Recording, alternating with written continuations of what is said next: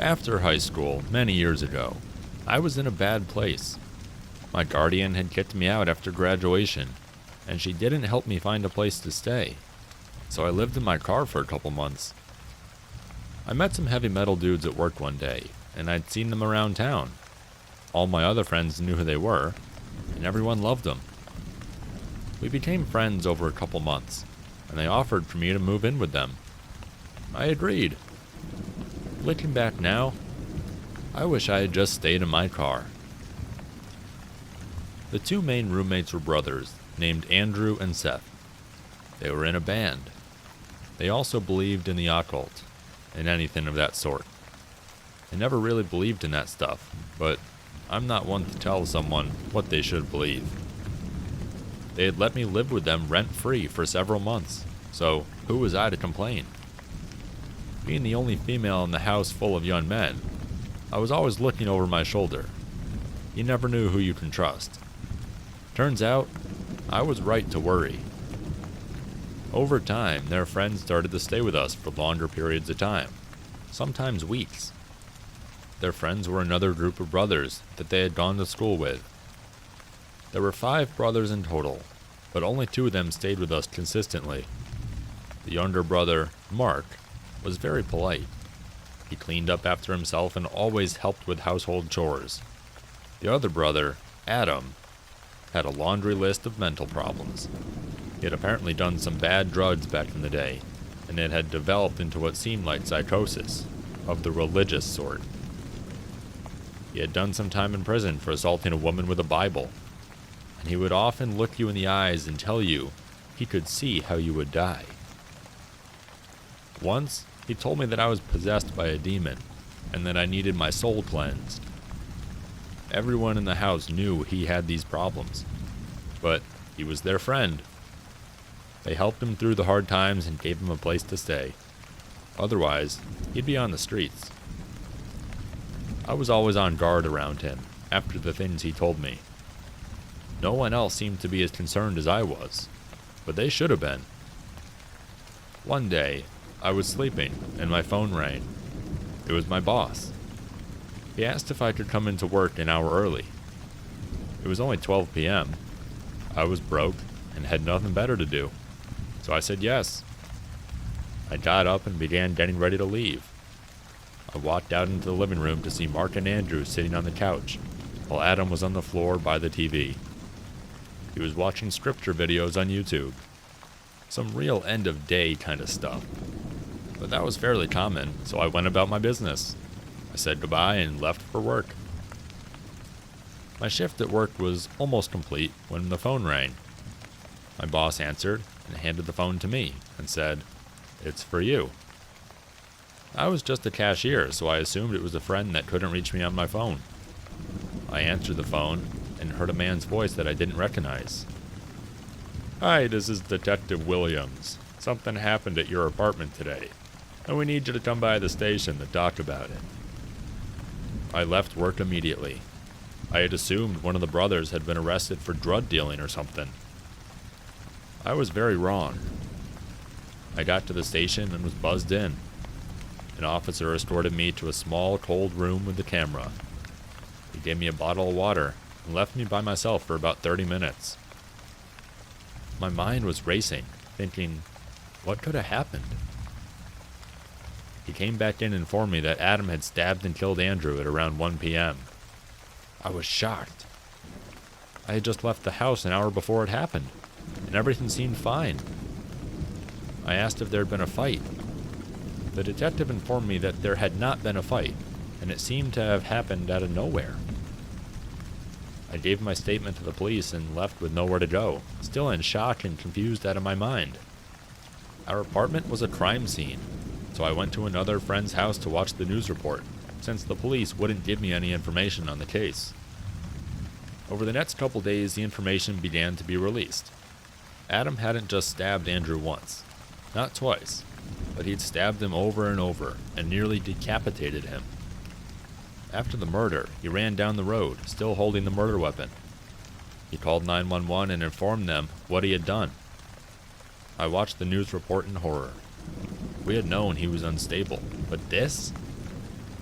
he had fully confessed to the brutal murder and provided police with his notebooks. He had apparently been planning to murder all his brothers, my roommates, and me. He thought we were possessed by demons, and this was the only way to free us. Luckily, none of his other intended victims were there that day. Mark unfortunately witnessed the murder, but he luckily escaped. If I hadn't gotten that call from my boss, I wouldn't be alive today. So to the man who brutally murdered my friend and wanted to murder me, let's never meet. When I was 21, I transferred to a college in San Francisco. I checked out a room for rent on Craigslist. It was in a really nice 2-bedroom apartment. It was cheap rent and close to campus, so it was the ideal spot. The girl who lived there was 29. Her name was Beth. She was tall and wide, and she had jet black hair and wore pale makeup. She seemed nice, although a little quiet. But she seemed to like me and agreed to let me move in. So far, so good. My first night there, we went out for pizza, and that's when I could tell that something was a little bit off with her. Throughout dinner, she kept telling me how much I looked like Shia LaBeouf. I didn't know what to say, so I just shrugged it off with, thanks? I mean, I looked nothing like Shia LaBeouf, so it didn't make any sense to me. When we got back home, she asked if I'd seen her room yet. I said no, and so she took me to see it. Her walls were covered in posters of Shia LaBeouf. She even had printed out photos of him all over her mirror. She owned all his movies. I didn't know what to make of it. It was creepy. The whole night she had been saying I look like him, and now it's obvious to me that she's obsessed with the guy. A few weeks passed, and I never really saw her that much. We didn't spend any time together, really. She would come home from work and practically run to her room. She would spend the whole night in there. She had this creepy, high-pitched giggle, and I would hear her giggling through the walls all night. I wondered what the hell she could possibly be doing. Occasionally, she would come out and talk for like 2 minutes, and she would always be slurring her words, so I suspected she was drinking a lot. Sometimes she wouldn't say anything, and she would just stand in the hallway and watch me in the living room. I would turn and see her and be surprised and say, "Hello, Beth," and then there would be this long, awkward pause, and she would give out her creepy, high-pitched giggle. It was uncomfortable being around her. She gave me the chills. One night, I woke up at around 2 a.m. because I heard what sounded like the front door being unlocked. I came out of my bedroom, and all the lights were off, but I could still see Beth standing at the front door. She had her face against it, and she was turning the lock back and forth over and over again. And every time she turned the bolts, she mumbled my name. Max Barker, Max Barker, Max Barker. Seeing her standing in the dark and mumbling my name really freaked me out. And it doesn't help that she kinda looks like a bigger version of the girl from The Ring. I just quietly went back to my room and tried to sleep. One night, I was watching Gladiator, and she stumbled out of her room and turned on the living room light, forcing me to pause the movie, which was annoying. She then asked me if I wanted to hear about her ex-boyfriend. It was an uneasy segue into the topic, but I just said sure, and then awkwardly sat back to listen to her. 10 minutes into her story, and she was so riled up. She was screaming at the top of her lungs about their breakup. I was worried that the neighbors were going to call the cops, and she wasn't listening to me when I was asking her to lower the volume. Amidst all of her screaming, one thing she said really freaked me out. She was in a fit and yelled, "I'll slit his fucking throat." That was a big game changer. Suddenly, I had no idea what this girl was capable of. She was practically a stranger, and everything I had seen was becoming alarmingly disturbing. After a few more minutes, she told me thanks for listening, and she started doing her giggle. I got out of there pretty fast, and went to my room to go to sleep. I had a pretty unsettling feeling about being in the house with her, And what's worse is that there was no lock on my bedroom door. I pushed the edge of my dresser in front of it to act as a little barricade. I woke up in the middle of the night to the sound of my dresser scraping against the floor. Beth was pushing the door open. I turned on my light, shouting at her to stop. I could see her through the opening of the door. She was so drunk and had this insane look in her eyes. I pushed the door closed and yelled at her to go to bed. I could hear her walk back to her room, but I couldn't fall back asleep. The next morning, when I went out into the hallway, my heart dropped. I saw one of her steak knives was on the floor by my door. I got goosebumps all over my arms.